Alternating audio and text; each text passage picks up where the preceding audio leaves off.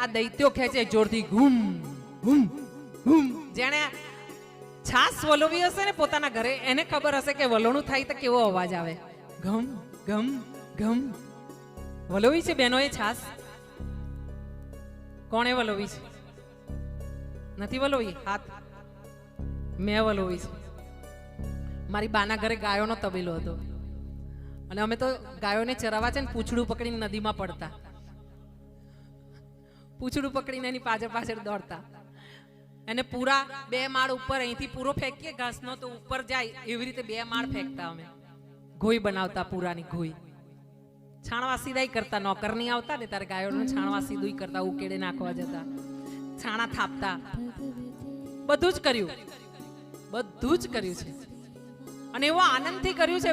નાનપણ એટલું આનંદમાં ગયું છે મારું કે મને અત્યારે હું પાછું વળીને જોઉં છું ને તેમ થાય છે કે મારું બાળપણ એટલે બાળપણ હતું. અત્યારના બાળકને તમે બાળક ના કહી શકો, એટલા બધા હોશિયાર, એટલી બધી એમની ચતુરાઈ, નિર્દોષતા જતી રહી બધાની.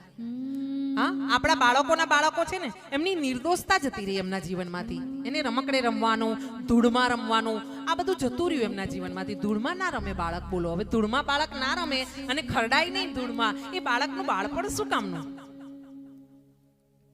અમે માટીના રમકડા બનાવતા અને રમતા, કારણ કે પેલા રમકડા કોણ લાવી આપે?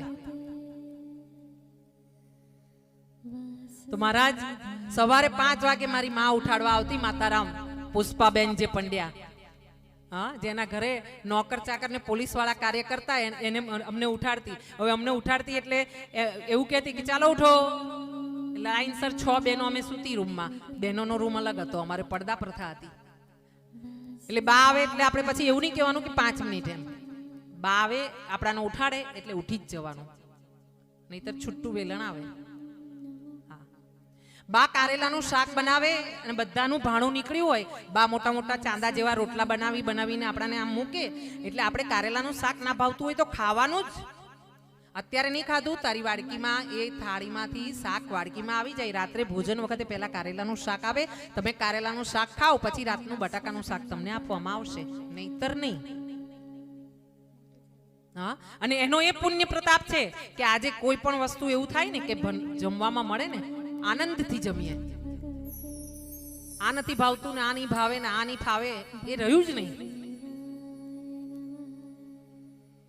ઝાડ પર ચડી જતા, હા, ખેતરોમાં જતા રમવા, ઝાડ પર ચડી જતા. અને ઝાડ પર ચડતા શેના માટે ખબર છે? પેલી દેશી કેરીઓ માટે નહીં, પેલી લાંબી લાંબી કેરીઓ આવે ને ત્યારે નામ નહીં ખબર, એટલે પેલી લાંબી કેરી આવે ને મીઠી, એ કેરીઓ માટે બધી બહેનપણીઓ નક્કી કરીએ કે હવે વેકેશન કાલથી પડે છે, આજે છેલ્લું પેપર છે ને, કાલે આપણે ખેતરે જવાનું અને ઘરેથી એક ડબ્બી બધાએ ખાંડ મીઠું મરચું ભરલાવાનું, પતરી લાવવાની. અને પછી ઊંચું ઝાડ જોઈને ચડું ને ઉપરથી મોટી મોટી કેરીઓ હારી હારી કરીને પાડી લાવું. અને ખેતરવાળાને ખબર પડે ને પાછળ દોડે એટલે પછી ભાગો ભાગો, ઉભા રોડે ભાગો. અને પછી કોઈક જગ્યાએ હંતાઈ ને કેરી પતરીથી કાપવાની ને પછી બધી આમ મીઠામાં બોળી બોળીને ખાવાની, કાચી કેરી. આને બાળપણ કહેવાય. હવે તો કોમ્પ્યુટર પર જ બેસી બેસીને આઈ જતું રહ્યું ને આઈ જતું રહ્યું ને આઈ જતું રહ્યું. બાળપણ જ જતું રહ્યું. છોકરું જન્મે એટલે જ મોટું થઈ જાય, સમજદાર થઈ જાય. આપણા કરતા વધારે વાતો તો આપણા છોકરાને ખબર પડતી હોય છે. લો, બાળકનું બાળપણ હોવું જોઈએ.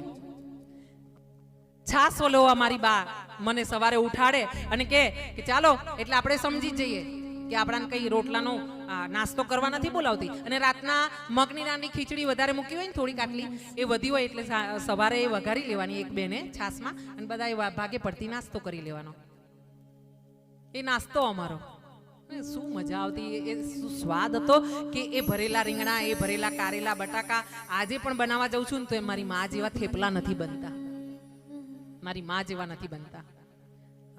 મારી મા એક બનાવતી ઘસ્યો મિષ્ટાન આવતું. એ ઘઉંનો લોટ ને પહેલા છે ને દૂધનો છાંટો નાખે, પછી એક તપેલીમાં બંધ કરીને મૂકી દે 2-4 કલાક, અને પછી એને ચારણીએ ચાળી નાખે.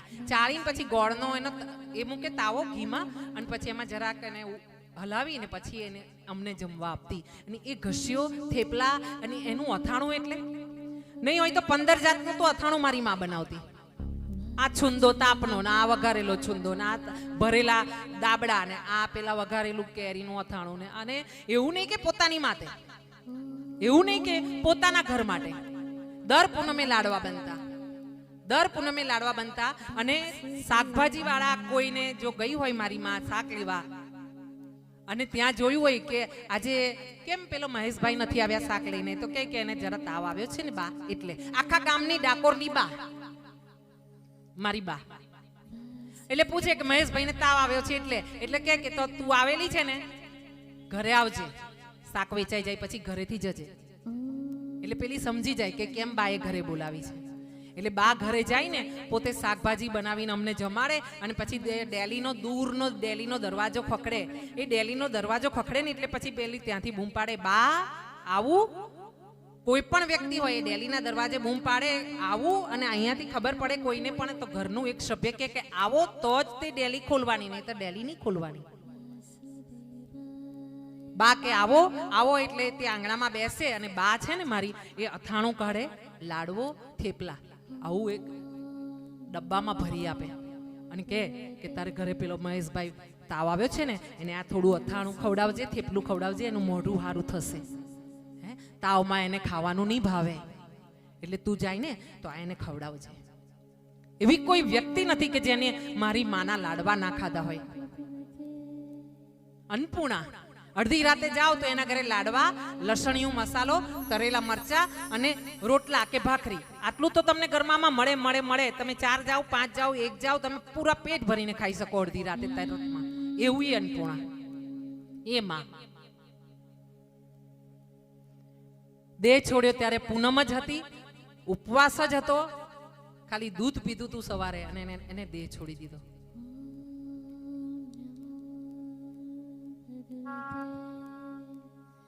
અહીંયા મત્સ્ય અવતારની વાત કરી છે ને આ વાત કરી રહી છું એટલા માટે કે પોતાની માતાઓનું ઋણ છે ને કહેવાય છે કે તમે હજારો જન્મ લઈ લો ને તો પણ એક ઘડી સ્તનપાનનું ઋણ તમે ના ચૂકવી શકો માનું. અને આ પુણ્ય ધરતી પર આ જગ્યા પર આપણી માને યાદ કરીને એને લાખ વંદન કરીએ આપણી પોતાની માને, જન્મદાત્રીને કે માં તું જ્યાં હોય ત્યાં પ્રભુ તને તારા શરણમાં લે ને. હા,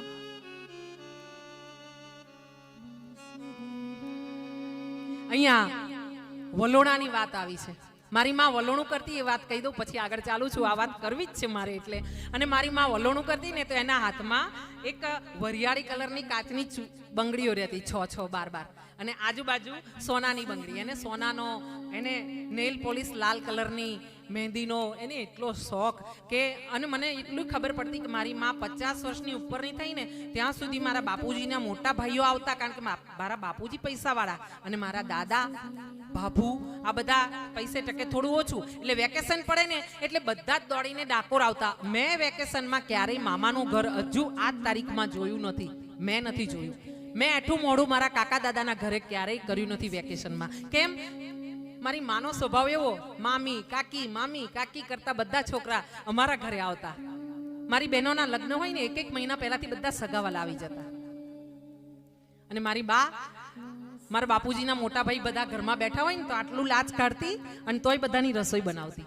પણ એ જે દોરડું ખેંચતી ને મારી સામે ઊભી રહીને તો એની આ બંગડીનો અવાજ હજુ બી મારા કાનમાં હજુ બી આવે છે મીઠો મીઠો, કે એની કાચની બંગડીઓ આમ છન થતી. એ 50-60 વર્ષની થઈ ત્યાં સુધી તો દોરડું ખેંચતી, કોઈને છાસ ઓલવવા નહીં દેતી. હું કરીશ એ માં, એ મારી માં. એના ખોળે 1000 વાર જન્મ લઉં, એની સેવા કરું, એને મારી જાતના જૂતા બનાવીને પહેરાવું ને તોય ઓછું. એ મારી માં જગદંબા. અને બીજી એક વ્યક્તિ એ